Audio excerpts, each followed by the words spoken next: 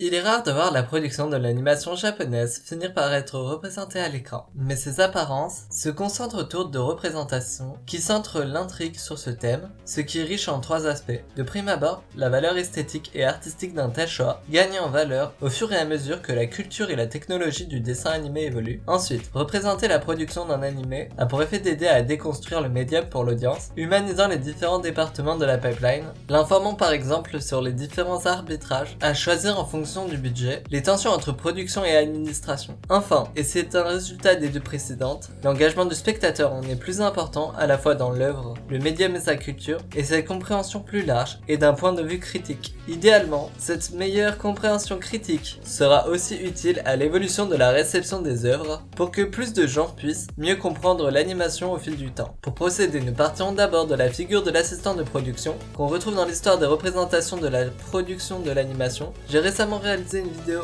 sur l'évolution des représentations de l'otaku, un visionnage qui peut être intéressant pour comparer. Ensuite, un petit bref sur l'évolution des technologies que montrent des œuvres comme Otaku no Video, 1991, sera fait, puis nous parlerons d'Eizouken, 2020, comme petit dernier de la bande, qui représente plus l'indépendance, le milieu amateur. Ces curieuses répétitions de points de vue, je pense qu'on la doit aux particularités du rôle d'assistant de production, qui donne donc un particulier point d'entrée à l'animation japonaise. Assistant, cela veut dire que c'est environ son premier rapport avec l'industrie. Il ou elle communique avec chaque département, semble se charger de logistique. Cette interaction avec différents départements de la pipeline, en plus de cette possibilité de porter des préjugés assumés à l'écran, donc plus attachant pour monsieur et madame tout le monde. Et enfin parce que l'assistant de production est un intermédiaire entre la production et l'administration, de côté de la même équipe, qui peuvent avoir des préoccupations, des visions différentes d'un même travail collectif. Ce sont des raisons pour lesquelles je pense que représenter l'assistant de production a été le choix de plusieurs narrations. 1995, c'est la date de commercialisation de l'OVA Golden Boy,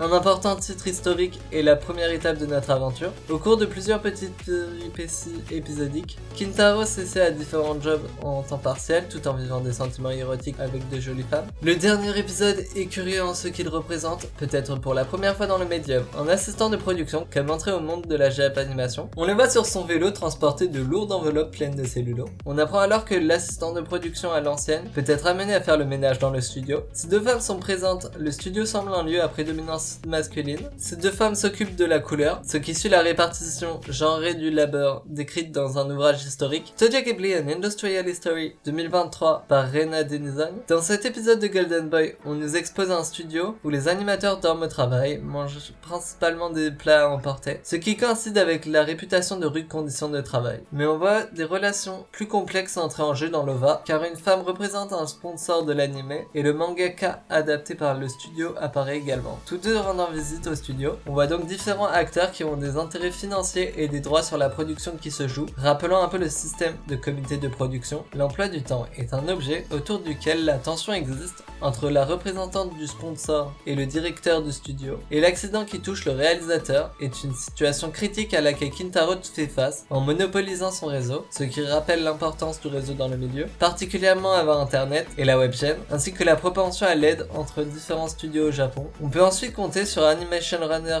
Kuromi-chan et sa suite, deux OVA sortis en 2001 et 2004, pour représenter le rôle de l'assistant de production. Les conditions de travail de l'industrie ne semblent pas avoir changé, et un peu du même est répété. On retrouve plus particulièrement le choix à faire entre être en retard ou se passer de correction, en sacrifiant la qualité visuelle de l'œuvre, sacrifice qui cause éventuellement la fuite de la réalisatrice traumatisée par une expérience passée. C'est un de ces moments de tension entre le côté administratif et le côté créatif de l'animation japonaise. Kuromi se rend à droite et à gauche au cours de son métier, donc le côté logistique est particulièrement spectaculaire, mais la nécessité de compétences sociales est également présente, car elle doit se faire comprendre par les animateurs et les motiver sans les frustrer pour qu'ils ne se braquent pas. Elle n'est d'ailleurs pas qu'assistante de production car elle est la productrice suite à la mort de son supérieur, ce qui nous montre à quel point c'est un milieu stressant, et éventuellement celle qui structure plus efficacement le calendrier de production. La nature du format de Animation Runner Kuromi-chan justifie son rythme, qui veut représenter le chaos que peut vite devenir la Japanimation, et la parodie est un ton léger pour dédramatiser le tout. Faisant un autre saut dans le temps, notre prochaine étape historique est Shirobako en 2014 et le film en 2020. Ici aussi c'est une assistante de production qui guide la narration, mais on a droit à 2 cours d'exposition pour plus complexifier et dramatiser le personnel des différents départements du studio. Par exemple,